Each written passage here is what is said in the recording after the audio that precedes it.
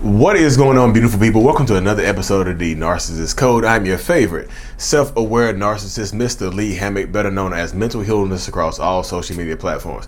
This is your first time seeing my face or hearing my lovely voice. I'm a clinically diagnosed narcissist, and it is my platform on social media to raise awareness for NPD, get more people into therapy, and also validate the victims, survivors, and thrivers of said disorder, said toxic people, said toxic traits.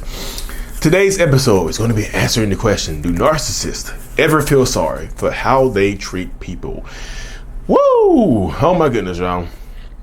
This is going to, y'all, just be prepared. Before we hop into today's episode, y'all, check out the Self-Love brand. I have some new shirts on there, new merch. I Love Me, the Self-Love brand. This is the I'm Enough blue with the pink heart. Hey, real men wear pink. But yeah, the link is in the description of every single video, y'all. I Love Me, the Self-Love brand. But yeah, do narcissistic people ever feel sorry for how they treat people? Y'all, this is a very nuanced question, but most of the time, the answer to this question is probably gonna be like, it really just depends on that person. Most times, or just a lot of times, dealing with a narcissistic person, they might actually feel sorry for how they treat you. If they're not sociopathic or psychopathic, maybe they might not feel bad then because some of them don't really care. But your regular run-of-the-mill person with narcissistic personality disorder might actually they might actually care if they hurt your feelings. You know, they might actually feel bad if they hurt your feelings or hurt you in any type of way. Sometimes they do, y'all. Because me personally, I have experienced this a lot of times in my life. I just, dang it, why do that? You know what I mean? Why did I let my impulses take over and let me hurt this person that I know I love so much? Why did I do this? Why? But here comes y'all know, there's always a but, right? They might feel sorry, but big old butt with a big B, a little U, and two big T's. Big old butt. The narcissistic person's mind probably does mental gymnastics to find a way to blame you. The narcissistic person in question might find a way to blame you for their behaviors, might find a way to blame you for how they are treating you, might find a way to blame you for their actions, and might find a way to blame you to avoid consequences and all of this stuff. They might find a way to put it onto you. You know what I mean? They very well might find a way to put it onto you. They might feel bad in a moment. They might feel bad later on because it does pop back up. It does pop up sooner or later. It does pop up like people that I might have hurt 10 years ago. It pops into my head like, dang, why I do that? Because like the shame, I feel like shame stores this stuff. I feel like shame has a damn book bag and it stores this stuff. And I'm feeling too good. It digs into that book bag like, hey, you remember you hurt that girl 10 years ago? Dang! You remember you said this to your wife 18 years? Remember you said this to your son's mom 14 years ago? You remember you did this to your brother 20 years ago? It stores and it brings it up. So I do feel bad. I do feel bad. Some narcissistic people do feel bad and they feel ashamed of what they've done. But so many narcissists out here instead of just handling it in the moment and taking accountability for what they've done, instead of doing that, they compound the shame, they compound the guilt, they compound it and do something worse, or they blame you. They blame you instead of just saying, hey, look, I'm sorry, I lied to you. They tell a bigger lie. They go out and do worse, or they blame you. They'll get angry at you. They'll rage out on you for trying to hold them accountable for something they have actually done to you. That's the crazy part about it. They've actually done this to you, and they're holding you accountable for what they have done to you.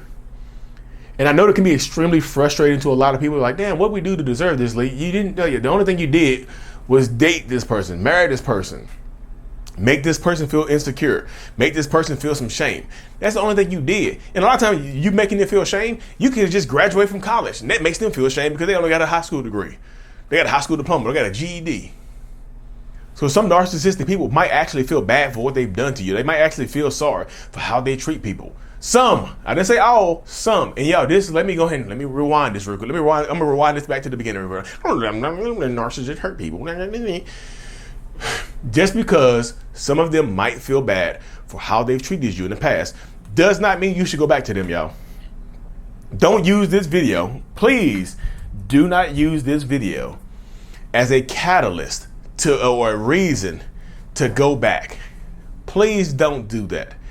Please do not use this video or this podcast as a reason to go back into that relationship space or the relationship dynamic. Be like, oh, well, Lee Hammock said they might feel sorry for it. And maybe he did say sorry, but he didn't change his behavior. So maybe Lee was right. No, y'all don't do that. Do not do that. Don't do it. I'm telling you not to do it. Because even though a narcissistic person might feel bad for how they treated you, they're not going to act like it. That's the thing. They might feel bad, but they're probably not going to act like it. Some of them might do something bad to you and get angry as hell at you and compound the shame and rage out on you and do something horrible to you. Some of them might take it in the other direction and do something horrible or bad to you. You see what I'm saying? Some of them might actually do that. They don't want healing. They don't want compromise. They want control. No healing, no compromise, control. Let me control the situation. Let me control the narrative. Let me control how you feel. Let me control how you talk about me. Let me control how you think about me. It's about control a lot of the times, y'all. That's why I tell people, like, it's about control a lot of the times. You know what I mean? So some of them might actually feel bad, but this is kind of very, very similar to narcissist feeling guilt or remorse. And my therapist asked me one day, she's just like, I was telling her this wild story one time.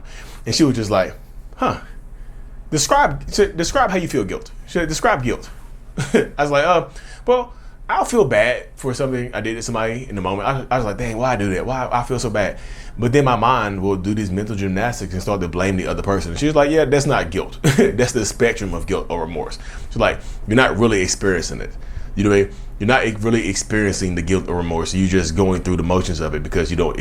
Experiencing it for real makes you uncomfortable. Experiencing guilt or remorse comes alongside accountability, and that accountability, I'm telling you, accountability's little brother is shame. The little brother, little sister, little sibling of accountability is shame. Shame right behind it. Shame be peeking around the corner. Accountability steps in the door and says, hey, what's going on, Lee? And shame is like, I see you. Hey, Lee, I see you. I'm here too. And you want to avoid shame. You're like, oh, shame. Oh, God, it's shame. You know what I mean? You don't want the shame that comes along with the accountability. You see what I'm saying? They might feel bad, but like sometimes a lot of narcissists have problems processing experiencing their emotions in a healthy way, in a healthy dynamic. So they'll treat you horribly because they don't know how to treat you. And again, y'all, this is not me making excuses for their behaviors, because you will find a lot of self-aware narcissist pages out here that make excuses for their behaviors. It won't be this one though. It won't be this self-aware narcissist. I try my hardest not to make excuses for my behaviors. I try to be realistic. I try to talk. I try to think, to help people. I'm not here to make y'all feel bad for me or feel sorry for me or weaponize your empathy against you. That's not my goal here, y'all.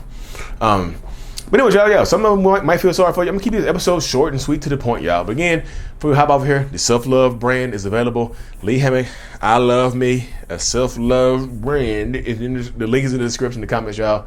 Thank y'all so much for the support. I'm truly, eternally grateful for y'all. If you haven't already, go ahead and subscribe, y'all. Mental Heal, this is out. Peace. Thank you so much for being here, y'all. Thank you for watching my video to the end. I'm super eternally grateful for every single one of you. If you haven't already, make sure that you subscribe to the channel so we can help reach more people, help more people, and things like that. The self-love brand is available. I love me. The self-love journal is available as well. Links in the description of every video I do. If you haven't already as well, look into joining the channel memberships for behind the scenes perks, priority responses to comments, and things like that, y'all. Thank you so much for being here. See you next time. Oh, that was better.